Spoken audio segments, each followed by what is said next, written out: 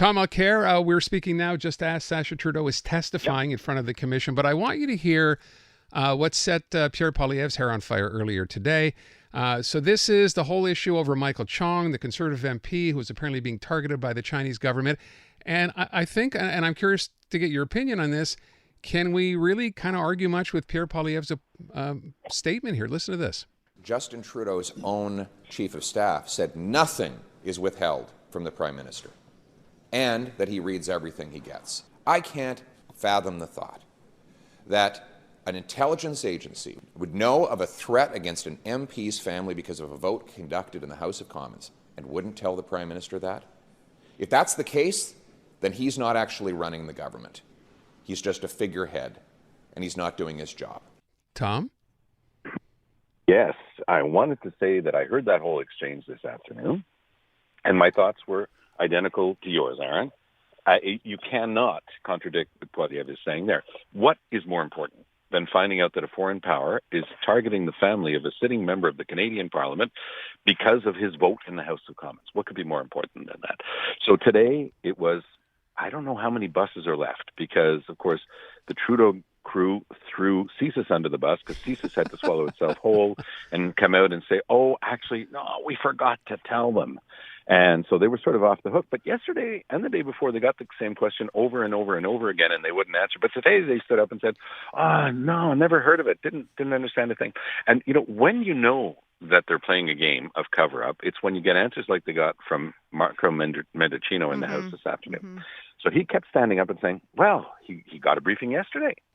And, it's not the first time. And he repeated that at least a dozen times. He's had briefings in the past from CSIS.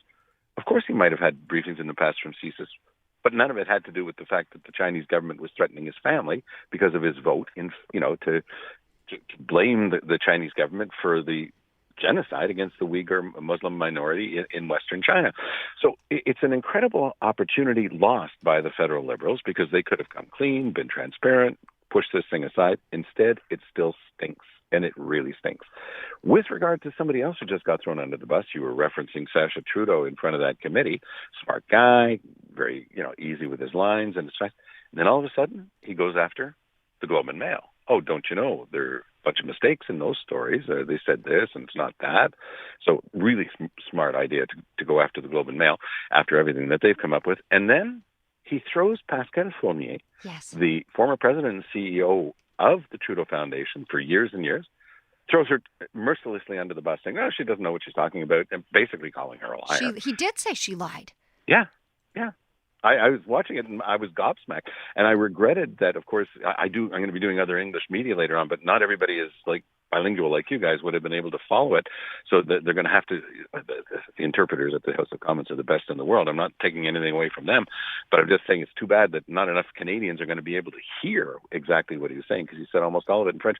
In response to an interesting set of questions from the Conservative member of Parliament from Trois-Rivières named René Villemur, and full disclosure, René is a longtime friend, and he is one of Canada's most respected ethicists. He's written tons of books on this. He's consulted all over the world on ethical issues. And he had such simple, clear questions for Trudeau. They turned into just a series of traps. And by the time it was over, it turned into a real mess. This guy thought he was going to come in and outsmart everybody. He is, by the way, plenty smart. But it didn't work out so well for him today. Wow. I was watching it. We were just reading the closed captions, but I was watching how worked up Sacha was getting, and I thought, what's about to go down here? Seemingly now he's calmed down. Are you expecting any other kind of, it's not a bombshell necessarily, but just that he might become unhinged? Well, you didn't think he would, right? That was the whole thing. You thought he'd come in and put a Katie Telford. He's whip smart, this guy, and he's very controlled usually in the message that he's delivering. It's like emotions are getting the better of him a little bit today. Yeah, but the other thing is, too, as sort of a response to anything around the Trudeau Foundation, I'll have you know that the chairman of the board, not to be confused with the president that we just spoke about, is somebody who was, for decades, he said that's his line, not mine, I haven't checked it whether that's true, was the corporate secretary of Power Corporation, one of the most respected and incredibly run companies in the world. He knows everything about corporate governance, and what she's saying is just not true.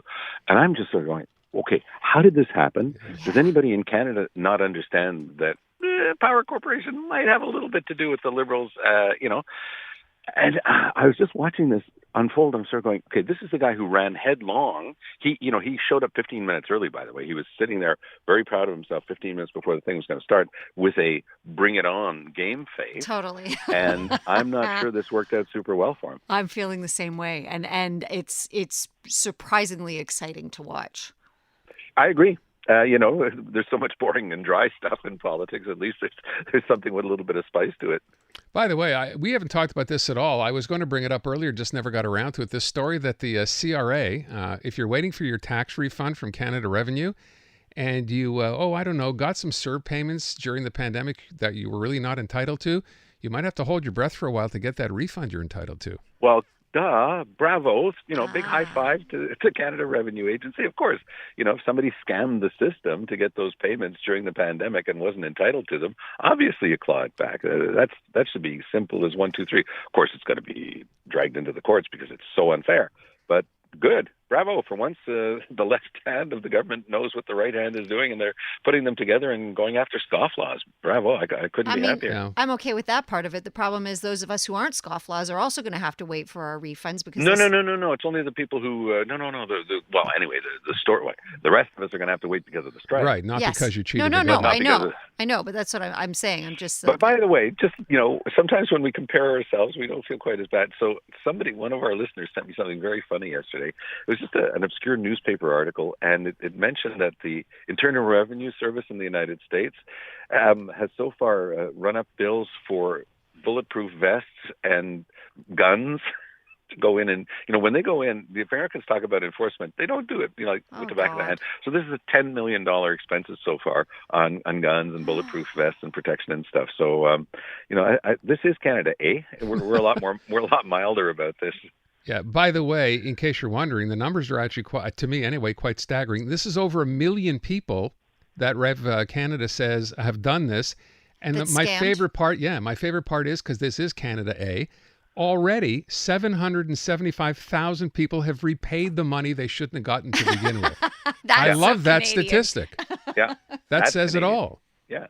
And so if you take the couple of 100,000 that are left, they're going to go after them this way. But remember when we had talked about this early on, that look, they said they have to push this money out the door because too many families are suffering, and if they have too many hoops and hurdles, it's not going to work. So I think that's one of the best things that Trudeau did during the whole pandemic was just say, hey, push aside the bureaucrats. I don't care about your rules. We're just going to let the money flow. But if you look at a couple of 100,000 against the millions and millions who were able to pretty good legitimately, it's a couple of percent, pretty good to be expected. Let's talk. We kept talking about how the CAQ government and François Legault in particular might change their approach to things if they had a poll saying that they had slipped in popularity. Well, they do indeed, and they have dropped 4 points. What happens next, Tom? Well, it's very interesting because last week we had Legault blow a head gasket against Paul Saint-Pierre Plamondon. Mm-hmm. And it was unseemly. He said basically, you're illegitimate being here. The only reason you got elected is somebody stole a pamphlet and therefore you were able to slip through. Yeah. And then yesterday he did the same thing with Gabriel Nadeau-Dubois, and it was passing strange. Just out of the blue, we talked about it. Just really got upset with him. And so you can tell that the fatigue is really starting to wear, and it's not going well. So, his staff is probably looking at their watches. I might be off by a day or two, but I think the National Assembly ends around June 9th. For some reason, that date stays in my head. So I guess that they're going to have a little calendar in their office where they're crossing it off day by day, just hoping they can get the boss to the summer holidays and give him some downtime. Because to be fair, even though he would have had a proper Christmas holiday and stuff like that, you're pretty tired after a very long campaign, the successful campaign that ended in October. They went straight to work in the House. They worked hard right up until Christmas. So he hasn't had much of a break. And it doesn't excuse the bad behavior, by the way. And I think that one of the things that we're sensing is that his ploy of trying to say that Quebec Solidaire was his real adversary, which is a game that he's been playing. He's been trying to set up Gabriel Nadeau-Dubois as the real enemy of the CAQ. The better to forget about the Parti Québécois. What this poll also shows is that the Parti Québécois under PSPP, Paul Saint-Pierre Plamondon, is resurgent. They're ahead of the CAQ in the Quebec City area, which must really come as a kick in the rear for Legault and his whole team. Certainly a wake-up call, no question there. Tom, thank you so much. Talk to you tomorrow.